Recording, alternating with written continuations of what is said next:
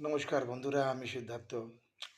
দেখুন, দিল্লিতে একটা ঘটনা ঘটেছিল, একটা আবগারি কেস হয়েছিল দিল্লিতে, যেখানে কিনা মদের নাকি লাইসেন্স দিয়ে, মদের ঠেকা দিয়ে নাকি অরবিন্দ কেজরিওয়াল নাকি একটা দুর্নীতি করেছে।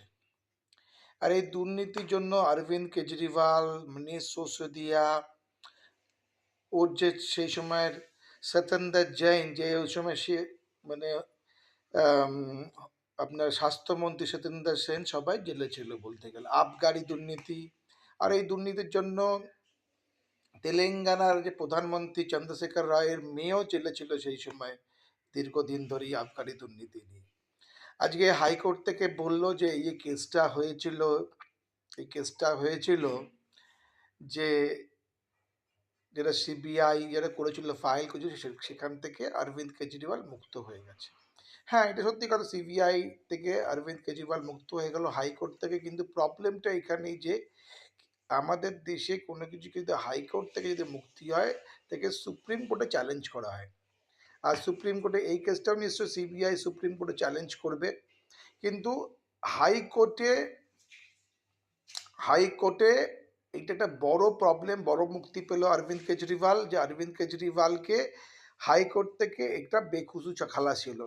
হ্যাঁ, এটাও সত্যি কথা, ভারতবর্ষের সিটিং যে মুখ্যমন্ত্রী, মুখ্যমন্ত্রী আপনার মুখ্যমন্ত্রী জেল থেকে মুখ্যমন্ত্রী যে চালিয়েছে এই ভারতবর্ষে একমাত্র অরবিন্দ কেজরিওয়াল। এটা সত্যি কথা, এটা কারণ নেই। কিন্তু এই কেসটাতে কোনো কিছুই নেই বলতে গেলে। বেসিক্যালি এই কেসটা কিছুই না, একটা সরকার যে আবগারি নীতি নিয়ে এসছে, বিকজ আবগারি নীতি আনার ফলে সেখানে নাকি দুর্নীতি হয়েছে। যেখানে দুর্নীতির কোনো গল্প নেই। একটা সরকারের নীতি আছে, আবগারি নীতি হতেই পারে রাজ্যের, কেন কোথায় মদের দোকান হবে, কে ঠেকা পাবে না পাবে, সব নির্ভর করে রাজ্যের নিজস্ব ব্যাপার। এটা এর মধ্যে কোনো দুর্নীতি থাকে না, কিন্তু এটা হয়েছে দুর্নীতি।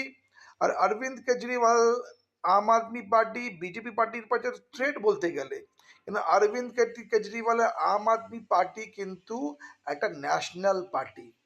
আর এই জাতীয় পার্টি রাহুল গান্ধীর মতন না যে উল্টো পাল্টা কথা বলছে, উল্টো পাল্টা করছে, পারিবারিক বাদ এখানে নেই। কিন্তু আম আদমি পার্টির একটা দলের মধ্যে অস্তিত্ব আছে। তাই এই অস্তিত্বটাকে রোকার জন্য বিজেপি পার্টির তরফ থেকে একটা বৃহত্তম ষড়যন্ত্র করা হয়েছিল। আর এই ষড়যন্ত্রের ফলে অরবিন্দ কেজরিওয়াল, মনীষ সিসোদিয়া, সত্যেন্দ্র জৈন দীর্ঘদিন জেল কেটেছিল। এটা সত্যি কথা। যদি বাংলায় দেখা হয়, এখানে স্বাস্থ্য দুর্নীতি, শিক্ষা দুর্নীতি কিংবা কয়লা দুর্নীতিও এত বড় কিন্তু কাউকে অ্যারেস্ট করতে পারেনি সিবিআই, কিন্তু করেছিল দিল্লিতে। এটাই হচ্ছে